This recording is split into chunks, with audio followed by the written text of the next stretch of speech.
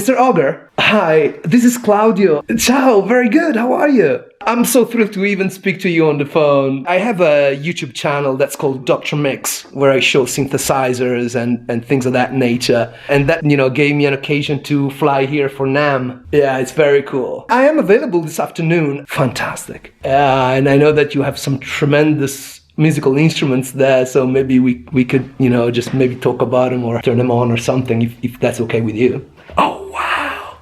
Is that the red sparkle one? Oh. Fantastic. Thank you so much. I look forward to meeting you. All right. See you in a bit then. Hi, and welcome to Dr. Mix. Today something really special happened because I got a chance to meet Brian Auger. Brian Auger is one of my idols. And if you don't know who he is, here's a recap for you.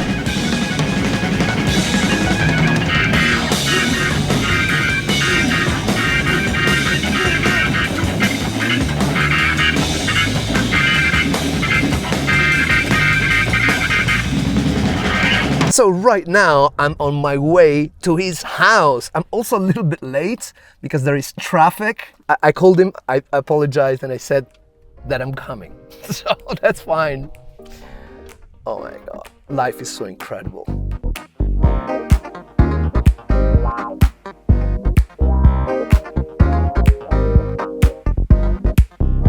I'm here. Thank you. Hi, I think I'm meeting Brian. Oh, Claudio. Ciao. Yes, Sure. the man himself, with my favorite color shoes. Oh. Okay, I think I'm gonna faint. That's the one. That's the one, yeah.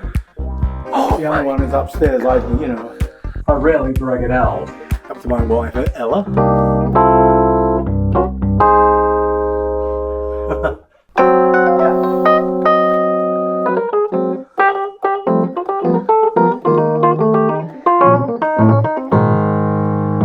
Etc. I don't get starstruck often, but this makes me weep. Well, if you want to try it now, Really? Yeah, why not?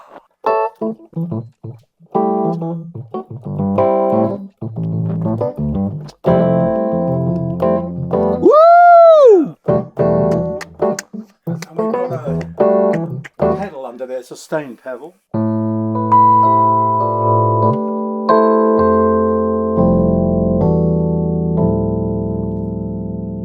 Yeah.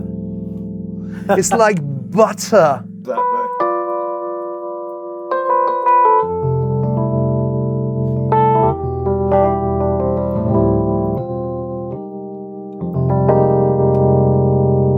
Yeah, because it loses a little bit of attack when you do that. Sounds so different to mine. This is like the guy who actually was there when they designed this piano, Fender.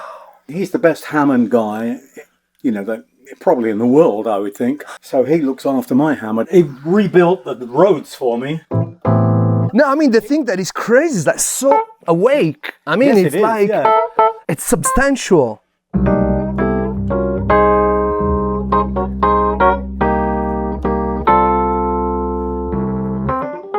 How about this?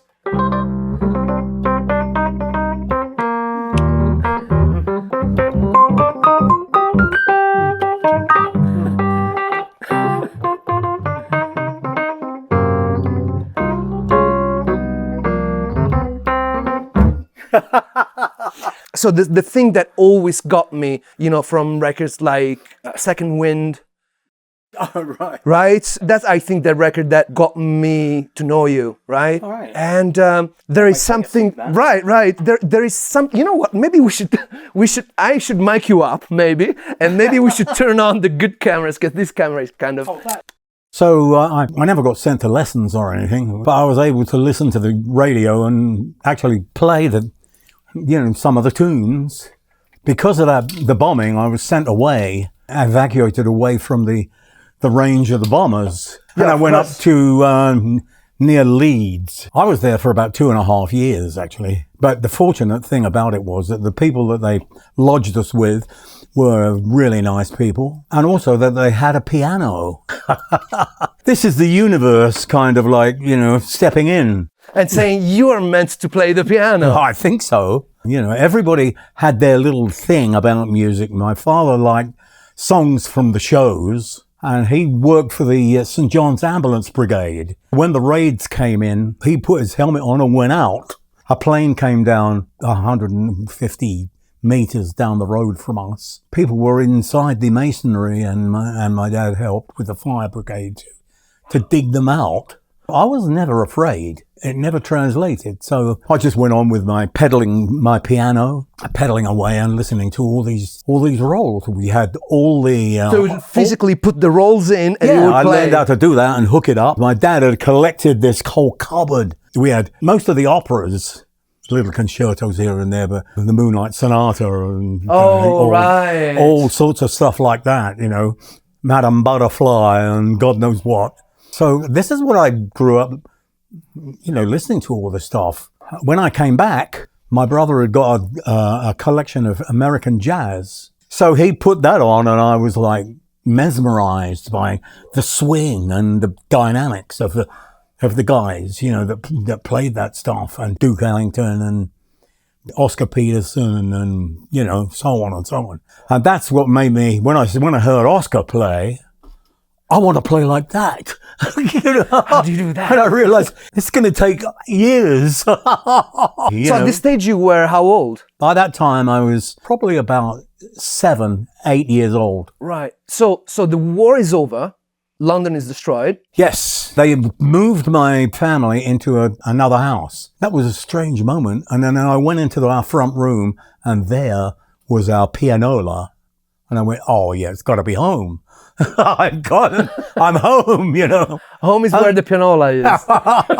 And then my sisters loved like Nat King Cole and, Billy Eckstine and singers from that era. And my eldest brother had this jazz thing. So you never had a formal training? No. Wow. So completely self-taught. Yeah. One thing they taught me when I was away was how to read. So I went to the Royal Academy of Music, just off Baker Street in London, and I applied for, I want to come here. And the guy said, what do you want here? I really want to learn to read. And he said, well, you'll have to take a test. And he gave me 2 pieces of music. And he said to me, right, learn these for Friday. This was Monday, So I did the best I possibly could on these things. And I got there and he said, okay, Mr. Auger, play me those pieces of music. So I played them, and he kind of shook his head and went, neither of them go anything like that. And he said, play me something that you like, the kind of thing you'd play. So I said, okay. So I played All the Things You Are and I soloed over it. Can you give me a bit of it?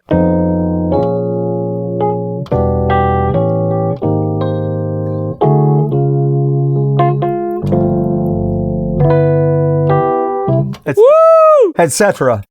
After I'd finished the solo, he said, yes, Mr. Auger, you've got very fast hands, but your fingering is all totally unorthodox, and I'm afraid there's nothing we can do for you. What? And I went, this is England, man. Everything was difficult. And I went out into Baker Street, and I went, oh, well, that's it. I'm finished. And then I got home, and the phone was ringing. One of my mates said, Brian, is that you? Can you put a trio into the Flamingo Club for the early Andy all-nighter next Saturday? I said, yes, I can. So at this point you were age? I was about 17, 18 at the time. Wow. I went and I played, thought, well, how can I do this? I was playing different kind of harmonic things, and then I got onto the Jazz Messengers, also to Miles and the people that played with Miles, and Coltrane.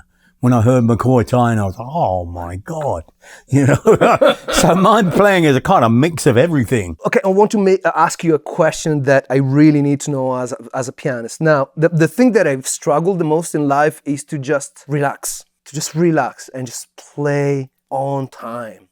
Because when you do that, you get away with a lot, right? It's like, I come from being a pop session player, so I've been trained to have a click. But how do you develop that sort of inner peace that allows you to play just relaxed on the beat? I mean, I remember listening to B4, listening to, the lovely stuff from the 70s, right? Yeah. It feels like you're always so relaxed, so locked into your drummer, Steve Ferroni or whoever was at the time. How do you develop that inner peace that allow you to play?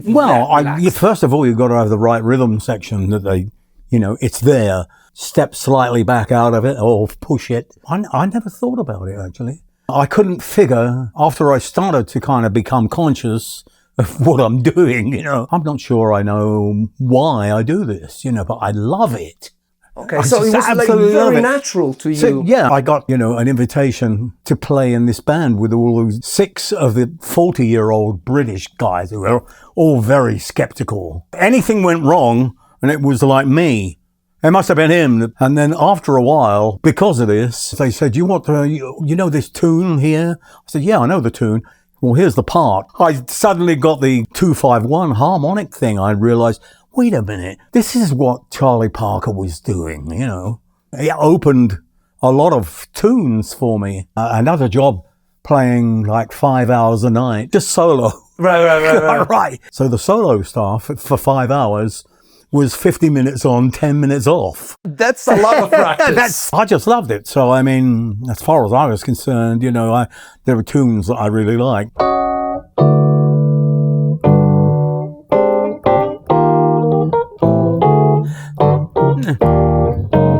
Etc. Can you imagine the pianist that was on the session that day who was presented with that? Yes, I read that story, yeah.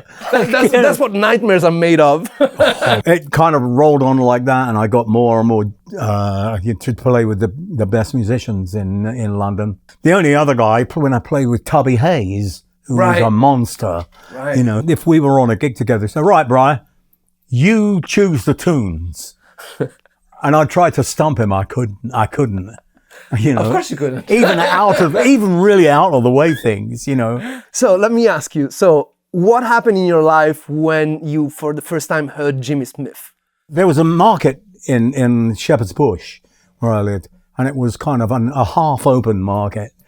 There were shops were lined down one side of it, but then there were open stalls that sold different things. There was a record store, the WG stores. My eldest brother gave me his radio, which was huge. I rigged it up next to the window where I was sleeping and ran a piece of wire out as an antenna. And I'm dialing this around at like 1 o'clock in the morning, trying to make sure that I didn't wake my parents up, And all of a sudden this voice says, "This is the American Forces Network in Germany. We present the Jazz Hour." I went, "What?" And I'd go down to the WG stores and ask them, "Have you got this? Have you got this by..." They went through all their catalogues, but they got really fed up with that. After a while, I said, "Where are you hearing this stuff? What is it? Where do you get it from?" I said, "I was listening to AFN." I said, "Get out of here." There was no internet at the time, you see. Yeah, but one day I went by and the guy beckoned me in. "Come on, come in." And he held up the 78 of Tenderly by Oscar Peterson. Right. I went, "Oh my God, wrap it up." Bit by bit, things trickled in. And then one day I'm walking past, because they played stuff on the speakers outside. So I went in and I said, "All right, what are you playing?" And they showed me the cover to Back at the Chicken Shack. Jimmy Smith. I said, "Right, wrap that up." And then they introduced me to Jimmy Smith and the American organ players. There was a guy at the Flamingo Club I used to work, was like a middleweight boxer, calling to people on Saturday night, "Right, jazz and dancing till 5:30 tomorrow morning. We guarantee to wake you." And for some reason we got on really well. He had a stable of guys who played. A lot of them weren't big solos going on or anything like that. And here am I with all this jazz background, So he kept on at me, "Bri, why aren't you buying an organ?" I said, "You should get an organ because I can give you loads of work and you'll be a natural." So I was a jazz snob. I said, "How dare you say that? Right. I'm a jazz pianist." How old were you at the time? That must have been, I was probably about 22, something 22. Like that. So you get your first Hammond, which is not that one, yeah, but is it? This is the way it happened. He called me up at one point. His biggest band that worked all the time, sometimes like 3 gigs a day. "Brian, you've got to help me out. You're the only one I can think of that can do it. I was still playing piano at the time. So I said, well, I'll do what I can for you, Rick. What do you want? He says, a guy called Georgie Fame had a band that Rick managed. He said, well, Georgie, in the middle of a heat wave in England, he gets sunstroke and is carted off to hospital. And they've got all these gigs, about 30 gigs. So guess who's up? He freaks out. He said, you've got to do this. You know Georgie's stuff. You could do it. And I'm still thinking piano. And I said, don't worry, I'll do it, man. I was there about 7:15. And I'm looking at the guys putting the gear up, and I suddenly realized, I said, hey, where's the piano? And the roadie said, nah, there's no piano here, mate. No, there's, Well, what am I supposed to play then? I said, well, it's George's organ, which was an M series. Oh, okay. With a cellist, vibrato. And all right. I said, I don't play the organ. And they said, well, you do tonight. I said, he must be joking. Couldn't make head or tail of it. And I thought, don't panic. Try to make a sound with this thing that is the nearest to Jimmy Smith. I will never get another chance to ask you this question. So, your sound is so different to everything that was going on in the 70s in the jazz rock scene, because it sounded like jazz, but with the sound of Emerson, Lake and Palmer, basically, right? Or maybe it was Emerson, Lake and Palmer that sounded like a rock version of what you were doing. Exactly. Keith became my best friend, correct, actually, but I didn't hear him for quite a while, actually. The thing that was different was this. I had a Leslie speaker because somebody brought me an album back, and on it was Jimmy McGriff at the Apollo live. And he's sitting at this great organ, man, this great big. And so I took that to Hammond in London. And I said, what is that? That's what I want, because that sounds the right way, Yeah. So it was the Leslie, but I mean, the distortion, there's a lot of distortion in your 70s work. Yeah, because what happened was, first of all, said, no, you can't get them. There's no B3s in England. I said, B3? What the hell is that? He said, that's that organ. I said, but that's got the sound that I want. Can you get me one of them? And they said, this is... Coming from America, that big? Of course. Well, they're called Hammond. And Hammond said, well, yeah, we can get a 220 model to you, but it will all be disassembled. So you'll have to put it together. You get the cabinet, and then you got the works. They shipped it. Yeah, they shipped it, yeah. And when I played that, I went, oh my God, this is it. And then I found that, I had one Leslie, and the band I was with, I started with Long John Baldry, moved from little back rooms in pubs to 500-seat halls. Uh-huh. So one Leslie, when I can't hear it, So I bought two. And I still couldn't hear it. Okay, so it's just very loud. That's what you did. You put it very loud. I mean, very loud. Put everything I could, and it still didn't cut through in a hall like that. I met this boffin in London who says, the thing is, the amps, much more volume out of them. More beans. I can soup them up for you. So I said, right, okay. So he souped them up for me, and then the next gig, the Leslie's caught fire. So it was total panic. Well, we still got the gig to do, One roadie came up and said, here, right, I've got a Vox PA. It's got 2 column speakers and an amp. You can put it through that. You could try that. So I said, anything so that we can finish the gig. When I heard this, I went, oh, yes. I tried Orange, all the stacks that the guitar players were using, and eventually I got to a place called the Altro Mondo, which I used to play in Italy. We're doing the sound check, and this little guy arrives and says, Brian, I am Romani Lombardi. Lombardi? Yeah, Lombardi. Oh. Romano was the dad. Yeah, so he says, your sound is very distorted. I said, yeah, I know, nobody can do it. I've tried everything in London, and he says, you give me your rig for the afternoon, I bring it back, I get it perfect for you. So I thought, you mean you walk in here and you want to take my rig away? What the hell? I thought, well, you could just drive it out and sell it somewhere. Yeah. I went to the boss of the Altro Mondo, and I said, look, there's this guy called Romano Lombardi. He says he can fix my organ. And he said, oh, he's a genius, that guy. If he says he can do it, he can. So I went, well, okay. So I let him take my organ and everything away with him. He comes back around about 6 o'clock and sets up, and he's given me 2 of his speakers, 6 ceramic speakers in each, and 2 amplifiers that were about 200 watts or something like that. He says, Brian, you put the organ in this one, in this amp, and the piano in that amp. And I tried it and I went, oh God, I can't believe it. In fact, it's on the Second Wind album. Oh, is that what I'm hearing on this? That's, yes. Oh, wow. So when I heard that sound, I went, I think we finally got it, Wow. Thanks to that Italian bloke. Yeah, that's right.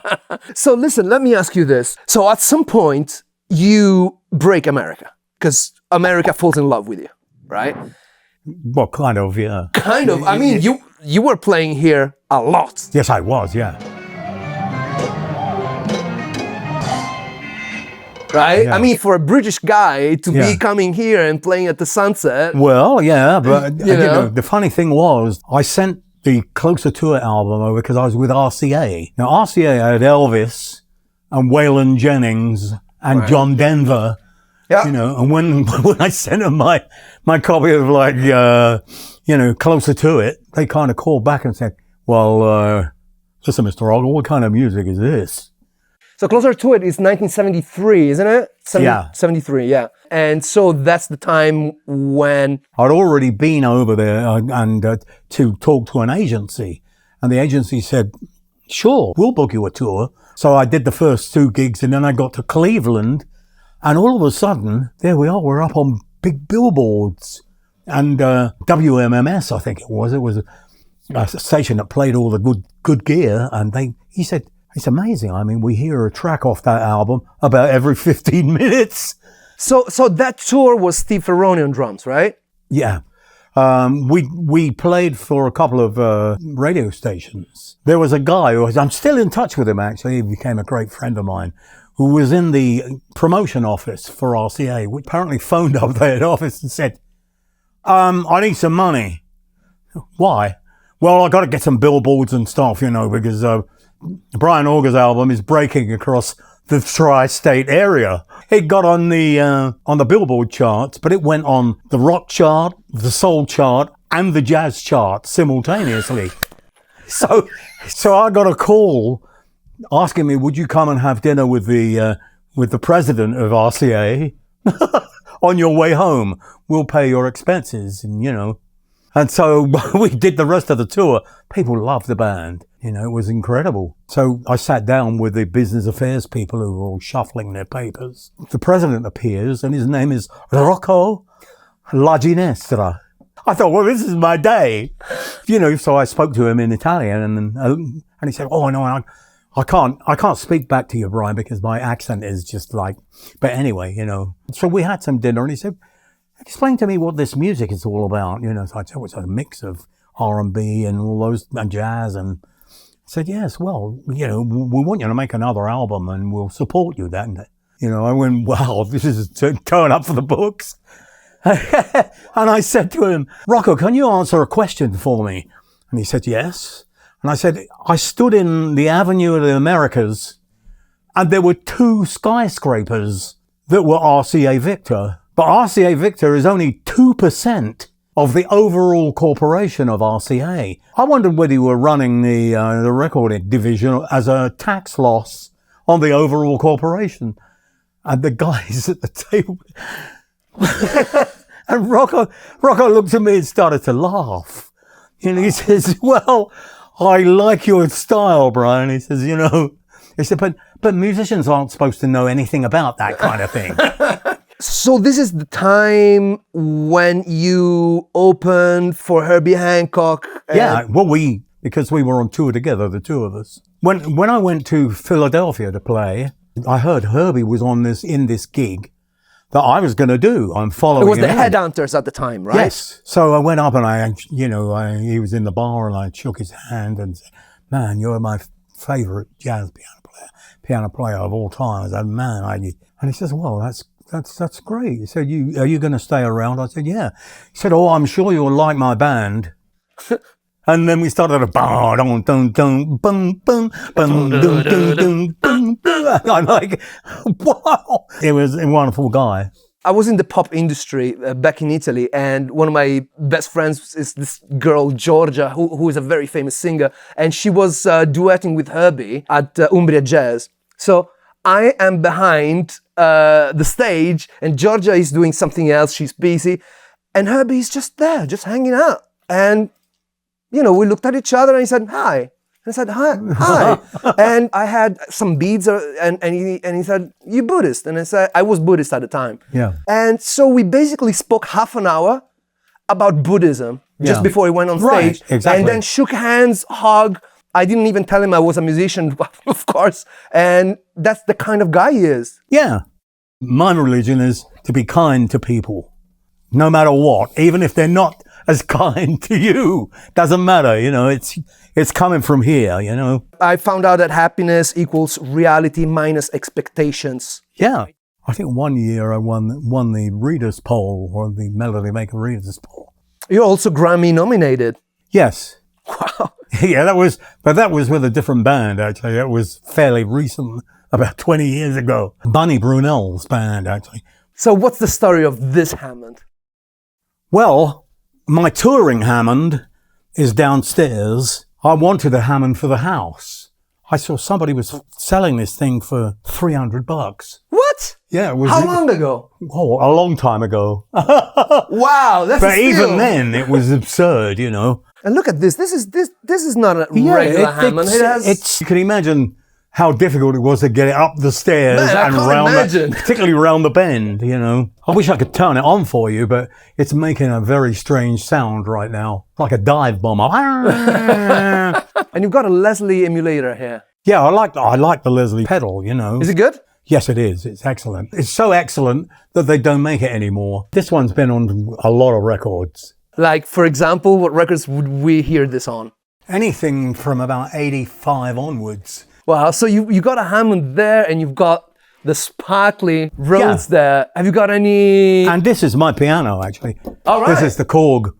No, I can get all sorts of synthesizer sounds and strings and, you know, and a great normal piano sound on that. And I have another one upstairs.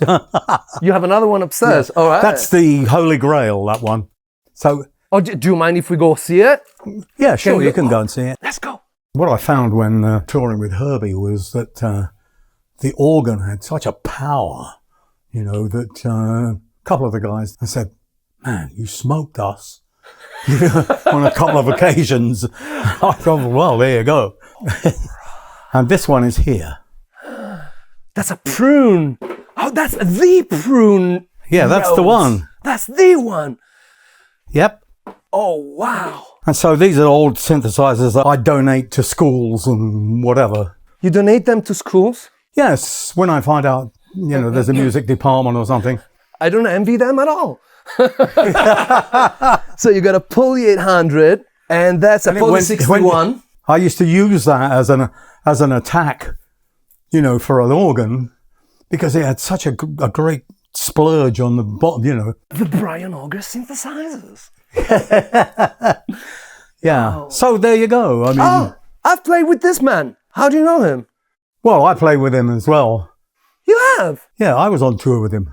Oh, wow. Yeah, he put me right out the front of the band, and the band was all along here, you know. And I thought, This was going on? when? 5 years ago, I was on the road with him for 2 years. He says to me, Brian, you are my brother. He's such a nice guy. So we had a great time, you know. Oh, He and was that's so kind. you, McCoy over here. Yeah, and after that, You. and the flautist. That was the #1 flute player in jazz. Amazing. Well, listen, how about if we go downstairs, you know, for my benefit, if you can just play anything that you would like to play. All right, Yeah, would you do that for me? sure. Oh, look at that. Oh, yeah. Man, Oblivion Express. Best Hammond organ player. I was like, I had to tell him, doesn't exist. Man. There's a lot of people that have all got the technique and the ability, all on a level, and There's no best, because it's not a competition. Yep. Music's not a competition. Competitions are for horses, not artists. Right. Oh, Dr. wow, Lonnie. Lonnie Smith. Yeah, Dr. Lonnie. Oh, wow. Oh, Fra Joy Di Francesco. Yeah. So sad. So sad he's gone. Unbelievable, man. Unbelievable. I was last year, actually, at NAMM, and he was playing for us.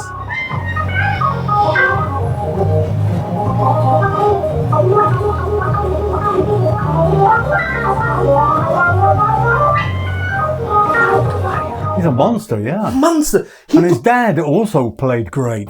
Did he? Yeah. He played with Miles at 18.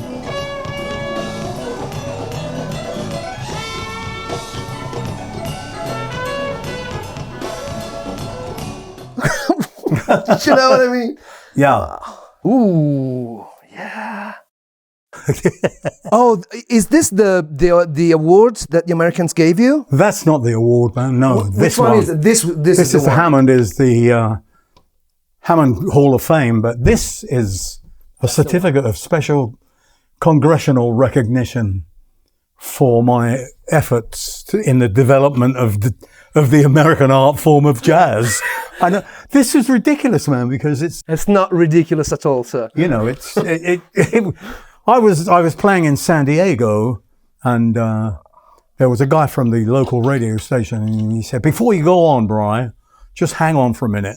I said, "Well, what's happening?" He said, "No, I'm not telling you, you know." So I stood at the side of the stage, and then he called me up and he gave me that in the frame and everything. And it's from the House of Representatives. And then this one up here is the nomination for a Grammy. We never actually got it, but, you know, we were in the last 5. That's pretty good. Near though. enough, yeah. Miles Davis, the Moody Blues, Joe Cocker, and Fillmore East. Didn't you at some point also tour with Earth, Wind and Fire? Yeah, because they called up and I got a phone call from our agency and said, "You want to open for Earth, Wind and Fire?" And I thought, what? Their music, we listened to it and we were crazy about it, you know. The leader of the band came down and thanked me for... Morris White. Morris White, yeah.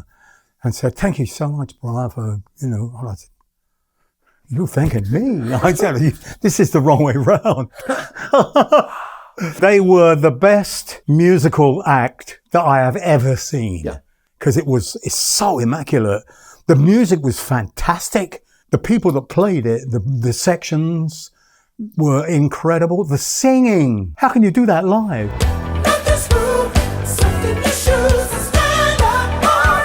Yeah, they were machines. I'm glad I didn't miss that. For musicians all around the world who are inspired by stories of music like yours. Yeah. They are inspired from your music. It's the musical journey, you know, and it isn't all fun. In fact, most of it, you're running into doors that don't open. I mean, can we expect, because I know there are so many recordings, especially live. Yeah. And I know that you have a huge catalog, massive, Yes, yeah, sure. massive catalog of music that is not even released. Well, some of it, yeah, absolutely. Right? So can we expect in the near future to see some of those releases come to Well, life? yes. The company that I've got is K7 Right. in Germany. Yeah. And they are just on the point, probably over the next couple of months, Right. to start to really release, you know, they've already had a box set of The Trinity, a box set of Oblivion Express. They are going into releasing a lot more of the stuff, you know. Because this is our mutual friend is Greg Borman. You know, I've been doing the mastering for the Jack McDuff album that you love so much. Yeah. Right. So Greg Borman, thank you, Greg Borman. I love you. Hey, Greg.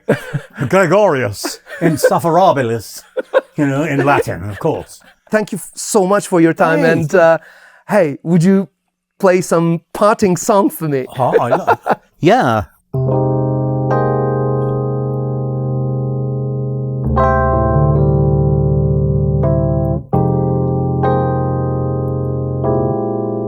Right.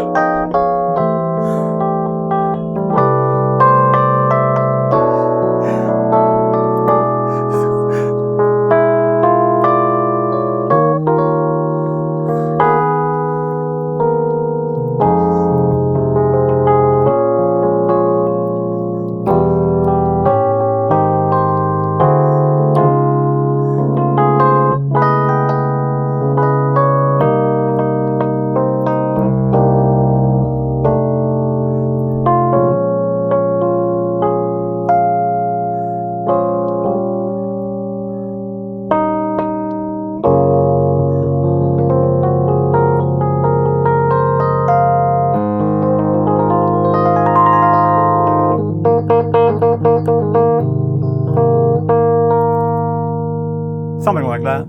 Thank you so much.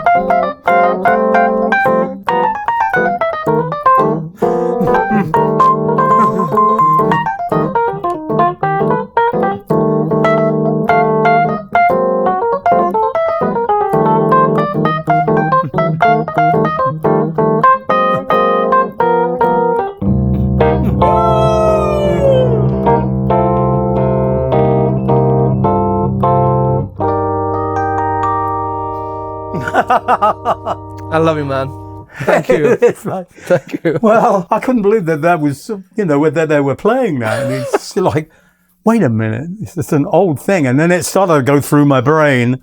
Yeah. And I thought, well, yeah. So you do get those melodies that stick in your head for days and sometimes months. Yeah. You do that. If you can be quiet and listen to yourself, your music's in there. A guy came up and said to me, do you play like that all the time? I said, well, we try to. It's all there. The universe has planted it all here. It's just, if you can be quiet enough, you can hear it. So what piece of advice would you have for young musicians who aspire to have a life as a musician as you did? Well, all sorts of things that can get in your way, like you want to be a star, then people around you will take away your independence of playing what you want. I would say this is where it comes down to. Follow your heart. It's that simple. Be quiet once a day or whatever and listen to yourself. Listen to the music that's there. It's your music. If you can get to that, there's something about your personality that gets stamped into the music. That's all I can say, man, apart from the fact that, people ask me what my religion is, and I said, I'm all of them and none of them. You have to remember that music is not a competition. You are there to lay your music out for the people and say, listen to this, I hope you love it. It's entertainment, even if it's jazz. And don't get a swelled head just because you could play jazz. Although I've done it myself, It's a growing experience. Everything that's important in my life, man, really has come from music.